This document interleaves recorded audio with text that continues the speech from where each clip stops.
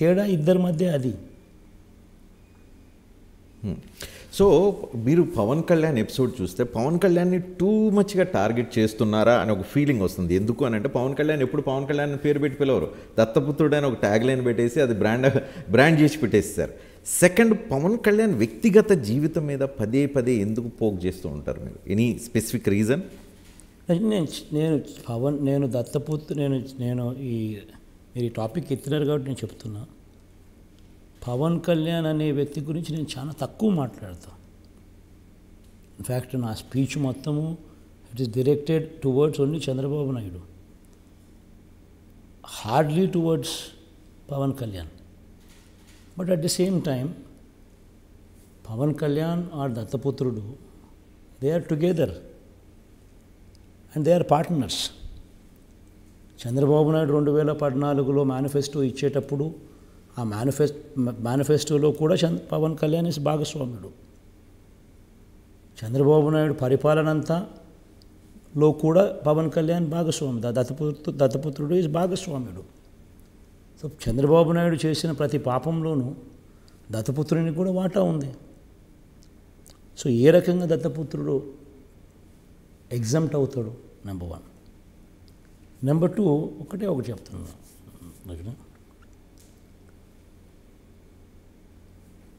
రాజకీయాలలో మనం ఉన్నప్పుడు, రాజకీయాలు లేకపోయినా కానీ ఆ క్యారెక్టర్ ఉండాలి. బట్ రాజకీయాల్లో ఉన్నప్పుడు ఇట్ ఈస్ విజిబుల్ కాబట్టి ఇంకా ఎక్కువ మైండ్ఫుల్గా ఉండాలి. రాజకీయాల్లో ఉన్నప్పుడు ఒక రోల్ మోడల్గా ఆదర్శవంతంగా నీ జీవితం ఉండాలి.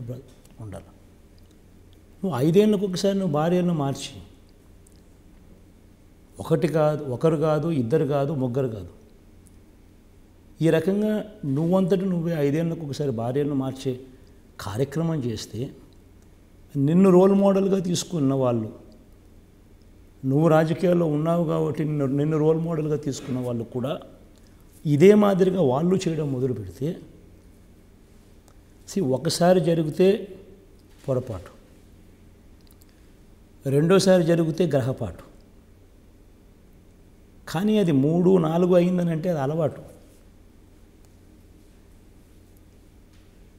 ఇది అలవాటైతే, అలవాటుగా చేస్తూ ఉంటే, ఇది తప్పు అని చెప్పి ఎవరైనా ఏలెత్తి చూపిస్తే, అవునయ్యా నువ్వు తప్పు చేస్తూ ఉన్నారు, ప్రజా జీవితంలో ఇలా చేయడం ధర్మం కాదు, నిన్ను రోల్ మోడల్గా తీసుకుంటే ఆడవాళ్ళ జీవితాలు ఏమవుతాయి, అక్క చెల్లెమ్మల జీవితాలు ఏమవుతాయి అన్నది జెన్యున్ పాయింట్ అయితే, వాస్తవమైన పాయింట్ అయితే వెంటనే దానిని పాజిటివ్గా తీసుకొని జరిగిన దానికి తప్పు జరిగింది అని చెప్పి క్షమాపణ చెప్పి ఇటువంటి తప్పులు చేసిన దానికి చింతిస్తూ బాధపడాలి. కానీ వెంటనే దానికి రివర్స్గా మాట్లాడడం అన్నది వాళ్ళు చేస్తూ ఉంటే ఈ పాయింట్ వాళ్ళంతకు వాళ్ళే ఆలోచన చేయాలి. ఈ పాయింట్ మీద ఆంధ్రప్రదేశ్లో ప్రజలు ఆలోచించి పవన్ కళ్యాణ్ ఓటు వేయకూడదని చెప్తారా? డెఫినెట్గా స్పెసిఫిక్ ఈ పాయింట్ డెఫినెట్గా చెప్తా.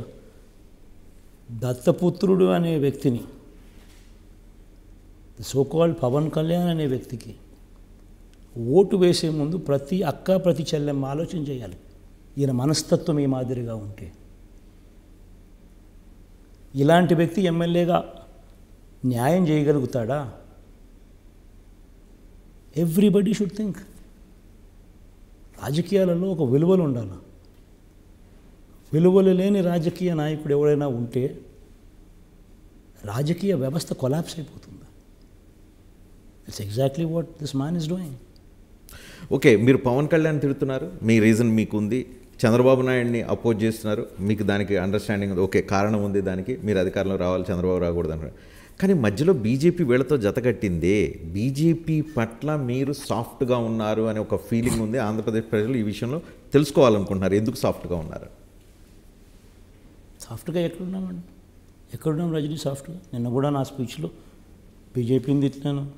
తిట్టే పద్ధతిలో ఎంతవరకు తిట్టాను అంతవరకు తిడతాను. ముస్లిం రిజర్వేషన్లు ఉన్నాయి, రద్దు చేస్తానని చెప్పి బీజేపీ చెప్తుంది, ప్రధానమంత్రి స్వయంగా చెప్తూ ఉన్నారు. మీరు గట్టిగా రిజర్వేషన్లు రద్దు చేస్తే నేను అడ్డం నిలబడతానని చెప్పగలుగుతారా? నిన్న నా నెల్లూరు స్పీచ్ మీరు చూశాను. దయచేసి ఒకసారి రీక్యాప్ చేసుకోండి. నేను ఏం మాట్లాడానో ఒకసారి వినండి.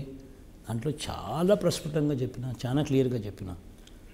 బేసికలీ ముస్లిం రిజర్వేషన్ అనడమే తప్పు. బికాస్ అది ముస్లిం రిజర్వేషన్ కాదు. అక్కడ కూడా ముస్లిం కమ్యూనిటీలో కూడా పఠాన్స్కు రిజర్వేషన్ లేదు, ముఘల్స్కి రిజర్వేషన్ లేదు, సయ్యద్లకు రిజర్వేషన్ లేదు. వెనకబాటుతనం ప్రాతిపదికన అక్కడ వాళ్ళకు రిజర్వేషన్లు అలకేట్ చేయడం జరిగింది. ప్రతి మతంలోనూ కూడా బీసీలు ఉంటారు, ఓసీలు ఉంటారు. హిందూస్లో కూడా బీసీలు ఉండరు, హిందూస్లో కూడా ఓసీలు ఉండరు. సామాజికంగా ఆర్థికంగా వెనుకబడిన వర్గాలు ఉంటాయి, సామాజికంగా ఆర్థికంగా ముందున్న వర్గాలు ఉంటాయి. ప్రతి మతంలోనూ ఉంటారు. ఒక్క ముస్లిమ్స్ దగ్గరకు వచ్చేసరికి మాత్రం దాన్ని రాజకీయం చేసేందుకు ముస్లిం రిజర్వేషన్స్కి నేను వ్యతిరేకమని అనడం ఎంత మటుకు ధర్మం? ఆ రకంగా బీజేపీ అనడం చాలా తప్పు అని నేను గట్టిగా మాట్లాడుతూ చెప్పాను. అండమే కాకుండా ఇంకోటి కూడా చెప్పాను. చంద్రబాబు నాయుడు అనే వ్యక్తి బీజేపీ నోట్లో నుంచి ఇటువంటి మాటలు వస్తున్నప్పటికి కూడా ఎందుకు చంద్రబాబు నాయుడు ఎన్డీఏలో ఇంకా కొనసాగుతున్నాడు? ముస్లింల మీద నువ్వు చూపించే ప్రేమ నిజమైన ప్రేమ అయితే బీజేపీ నోట్లో నుంచి ఇటువంటి మాటలు వస్తున్న తరుణంలో నువ్వు ఎందుకు ఇంకా ఎన్డీఏలో కొనసాగుతున్నావు అని నేను చంద్రబాబు నాయుడుని గట్టిగా క్వశ్చన్ చేసిన. ఈ హిస్టరీ ఆఫ్ దిస్ రిజర్వేషన్ గురించి చెప్పినాను. బీజేపీ ఇలా చేయడం అన్నిటికన్నా దారుణం అని చెప్పిన. ఎందుకనంటే బీదోళ్లకు రిజర్వేషన్ ఉపయోగపడుతూ ఉంది. అటువంటి బీదోళ్ళ నోట్లో నుంచి మతం పేరుతోనూ ఇంకొక పేరుతోనూ వాళ్ళు తిండిని వాళ్ళ నోట్లో నుంచి తీసేయాలని అనుకోవడం ఎంత మటుకు ధర్మం? This is not right. BJP రేపు మళ్ళీ అధికారంలోకి వస్తే ముస్లిం రిజర్వేషన్లు తీసేస్తానని గంటా బజాయించి చెప్తోంది. మీరు ప్రజలకు ఈ సందర్భంగా ఎస్పెషల్లీ ముస్లిం సమాజానికి ఎష్యూరెన్స్ ఇవ్వగలుగుతారా? నేను అడ్డం పడతాను, రిజర్వేషన్లు రద్దు కానివ్వకుండా చూస్తాను అని ఎష్యూరెన్స్ ఇవ్వగలుగుతారా? నేను నెల్లూరు మీటింగ్లోనే చెప్తున్నాను. Exactly what I said. మనస వాచ కర్మన యాజ్ ఎ ప్రిన్సిపల్ నేను వాళ్ళకి ఇవ్వడం ధర్మము అని భావిస్తూ ఉన్నాను. ఎందుకనంటే మళ్ళీ చెప్తా ఉన్నా, ముస్లింలకు రిజర్వేషన్ అనద్దండి. ముస్లింలలో కూడా వెనుకబాటుకు లోనైన వాళ్ళకి మాత్రమే ఆ రిజర్వేషన్స్ అందుబాటులో ఉన్నాయి. ఇప్పుడు ముస్లిమ్స్లో కూడా ముఘల్స్కి లేదు, పఠాన్స్కి లేదు, సయ్యద్లకు లేదు. ఇది మన అందరికీ తెలిసిన విషయం. మరి అలాంటప్పుడు ఏ రకంగా ముస్లిం రిజర్వేషను అని చెప్పి దాన్ని బ్రాండింగ్ చేసి ఏ రకంగా దాన్ని వాళ్ళు తీయగలుగుతారు? డెఫినెట్లీ కోర్టుకు కూడా పోతాం. కోర్టులో ఆల్రెడీ కేసులు జరుగుతూ ఉంది. డెఫినెట్లీ కోర్టులో కూడా లాజికల్ ఆర్గ్యుమెంట్ అనేది కోర్టులో కూడా డెఫినెట్లీ వినిపించే కార్యక్రమం చేస్తాం. పార్లమెంట్లో కూడా లాజికల్గా డెఫినెట్లీ వినిపించే కార్యక్రమం చేస్తాం. మతం అనేది సపరేట్, రిజర్వేషన్స్ అనేది సపరేట్. మతంలో బీసీలు ఉంటారు, ఓసీలు ఉంటారు. హిందువులలో కూడా బీసీలు ఉంటారు, ఓసీలు ఉంటారు. అట్లనే నువ్వు హిందూయిజం కాబట్టి నేను తీసేస్తానంటావా? ఏం జరుగుతుంది? ధర్మమా ఇది? మనం ఏం మాట్లాడుతున్నాం? ముస్లింల కాడికి వచ్చేసరికి నీకు ఎలక్షన్లలో నీకు అడ్వాంటేజ్ తీసుకోవాలి కాబట్టి వాళ్ళ మనోభావాలతో ఆడుకోవడం ఎంత మటుకు ధర్మం? మీరు గత 5 సంవత్సరాల్లో సరే భారతీయ జనతా పార్టీ ఎన్డీఏ ప్రభుత్వానికి కేంద్రంలో అన్కండిషనల్గా చాలా బిల్స్కి సపోర్ట్ చేశారు. రేపు ఇన్ ఫ్యూచర్ మీరు ఇక్కడ అధికారం రావాలని కోరుకుంటున్నారు. అక్కడ కూడా ఎన్డీఏ అధికారంలోకి వస్తుందని చెప్పి నమ్ముతున్నారు. కానీ అక్కడ ఎన్డీఏ ఇక్కడ టీడీపీ జనసేనతో కలిసి ఉంది. రేపు ఇదే సంబంధాలు మీరు గత 5 సంవత్సరాలు ఏదైతే సంబంధాలు మెయింటైన్ చేశారో కేంద్ర ప్రభుత్వంతో, అదే రకమైన తరహాలో సంబంధాలు మెయింటైన్ చేయగలిగే పరిస్థితి వాతావరణం ఉంటుందని అనుకుంటున్నారు? బేసిక్లీ రజనీ, ఒకటి గుర్తుపెట్టుకోవాల్సిన అంశం ఏంటంటే అక్కడ ఢిల్లీలో ఎవరు అధికారంలోకి వస్తారో నాకైతే తెలియదు. దేవుడు ఎవరు నెత్తిన రాసింటే ఇక్కడైనా అక్కడైనా కూడా అదే జరుగుతుంది. ఓకే, హైపోథెటిక్గా మీరు చెప్తా ఉన్నారు కాబట్టి, అంటా ఉన్నారు కాబట్టి అక్కడ మోడీ గారే వస్తారేమో నాకు తెలియదు అనుకుందాం. కానీ అక్కడ ఆయన ప్రధానమంత్రి, నేను ఇక్కడ ముఖ్యమంత్రి. రాష్ట్రానికి సంబంధించిన విషయాల మీద ముఖ్యమంత్రి రిప్రజెంట్ చేయాల్సింది ముఖ్యమంత్రి రిప్రజెంట్ చేస్తాడు, ప్రధానమంత్రిని కలవాల్సిన సందర్భంలో కలవాల్సిన అంశాల మీద ఖచ్చితంగా కలుస్తాం, చెప్పాల్సిన విషయాలు చెప్తాం. కేంద్రం నుంచి రాబట్టిన కాడికి, తేగలిగిన కాడికి, రాష్ట్రానికి రావాల్సిన డబ్బులు, రావాల్సిన వనరులు తేగలిగిన కాడికి తెచ్చే ప్రయత్నం ప్రతిదీ కూడా చేస్తాం. కానీ మద్దతు ఇచ్చే కార్యక్రమం ఏదైతే మీరు చెప్తా ఉన్నారో, వేరియస్ బిల్స్కి సంబంధించి మద్దతు ఇచ్చే కార్యక్రమం మీరు ఏదైతే చెప్తా ఉన్నారో, అక్కడ నేను ఈరోజు కూడా చెప్తా ఉన్నాను, ఈ రోజుకి కూడా బీజేపీ ప్రవేశపెట్టిన అన్ని బిల్లకు మేము మద్దతు ఇవ్వలేదు. మేము డిస్క్రిప్షన్ వాడతాం, పలాని బిల్లుకు సపోర్ట్ ఇవ్వాలన్నా, పలాని బిల్లుకు సపోర్ట్ ఇవ్వకూడదా అని. సపోర్ట్ ఇవ్వకూడని బిల్స్కు మేము సపోర్ట్ ఇవ్వము. సపోర్ట్ ఇయ్యదగ్గ బిల్లు ఉంటే తప్పకుండా ఇస్తాం. దాని గురించి బీజేపీనా ఇంకొకరా అని చెప్పి ఆలోచన చేయాల్సిన పని లేదు, దాని గురించి ఇంత మాట్లాడాల్సిన పని కూడా లేదు. 2019లో మీరు అధికారంలోకి వచ్చిన తర్వాత, ఢిల్లీ వెళ్ళి వచ్చిన తర్వాత మొదటి ప్రెస్ కాన్ఫరెన్స్లో మీరు అడ్రస్ చేసి ఒక పాయింట్ అన్నారు, ఢిల్లీలో కంఫర్టబుల్ గవర్నమెంట్ ఉంది కాబట్టి మనం అనుకున్నన్ని అడగలేము, మన బార్గెనింగ్ కెపాసిటీ అంత లేకుండా పోయింది అని అన్నారు. అదే మన నెంబర్ మీద కనుక ఆధారపడి ఉంటే చాలా చేసుకోవచ్చు.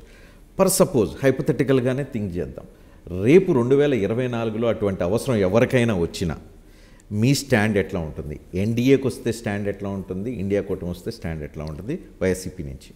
ఇవన్నీ బేసిక్లీ హైపోథెటిక్ సిచ్యువేషన్.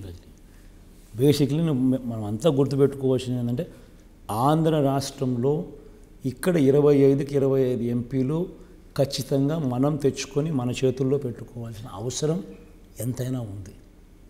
ఒక్కసారి మన బలం ఈ స్థాయిలో మన బలం ఉంటే అక్కడ ఢిల్లీలో ఎవరన్నా రాని, ఏ పరిస్థితి అయినా ఉండని,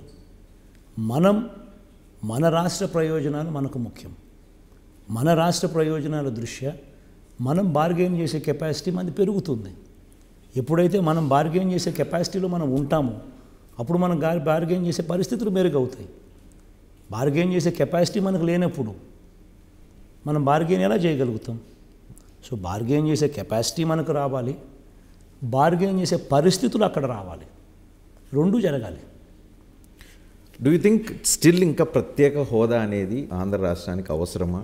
అది ఇంకా ఒక ఎజెండా కింద ఉందా? వైసీపీ దాన్ని కన్సిడర్ చేస్తూ ఉందా? ఇంకా ఖచ్చితంగా కన్సిడర్ చేస్తుంది, ఖచ్చితంగా ఉంది ఎజెండా కింద. ఎందుకు ఉండదు రండి? Ultimately at the end of the day ప్రత్యేక హోదాను ఎవరో అమ్మేశారు. ప్రత్యేక హోదా ఫస్టు బ్రహ్మాండం అన్న వీళ్ళ నోట్లో నుంచి, అన్న చంద్రబాబు నోట్లో నుంచి, తర్వాత ఏమన్నాడు, ప్రత్యేక హోదా ఏమన్నా సంజీవినియా అని ప్రత్యేక హోదాను అమ్మేసింది ఎవరు? ఈ Chandrababu. The so called special package అని. ఆ so called special package always remain so called. In reality అది so called special package in reality did not become a package. So రాష్ట్రం అన్ని రకాలుగా నష్టపోయింది చంద్రబాబు నాయుడు గారి వల్ల. ప్రత్యేక హోదా అన్నది డెఫినెట్లీ దానివల్ల అడ్వాంటేజెస్ ఉంటాయి. ఎస్పెషలీ పారిశ్రామికంగా మనం ఎదిగేందుకు దానివల్ల జరిగే కొన్ని మేళ్ళు అయితే డెఫినెట్లీ ఉంటాయి. మనకు పార్లమెంటులో ఒక హక్కుగా మనకు అది ప్రామిస్ చేసినారు. అయితే అన్ఫార్చునేట్గా ఏంటంటే ఇక్కడ కాంగ్రెస్ పార్టీ కూడా మనకు అన్యాయం చేసింది.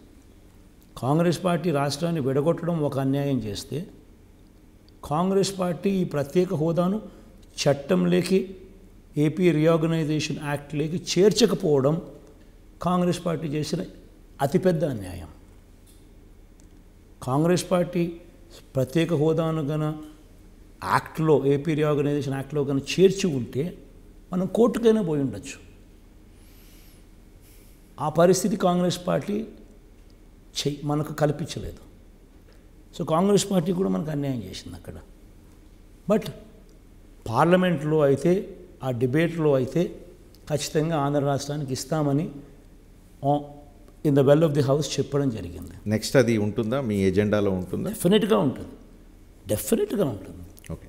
సో ఒకటి ఆంధ్రప్రదేశ్కి సంబంధించి లేదా రాజకీయాలు క్లోజ్గా చూసేవాళ్ళు చాలామంది తెలుసుకోవాలనుకుంటుంది ఏంటంటే, మీకు ప్రధానమంత్రి నరేంద్ర మోడీ మధ్య ఉన్న ఈక్వేషన్ ఏంటి? ఇప్పుడు ఆపరేషన్ లేకుండానే మోకాళ్లకు ప్లాస్మా ట్రీట్మెంట్. మీ ఆర్థోపెడిక్ సమస్యలన్నిటికీ రోబోటిక్ టెక్నాలజీ ద్వారా తక్కువ ఖర్చుతో శాశ్వత పరిష్కారం. Free consultation. ప్రతి ట్రీట్మెంట్ పై 20% డిస్కౌంట్. ఈ ఆఫర్ కొద్ది రోజులు మాత్రమే. త్వరపడండి. V9 hospitals 9281465842.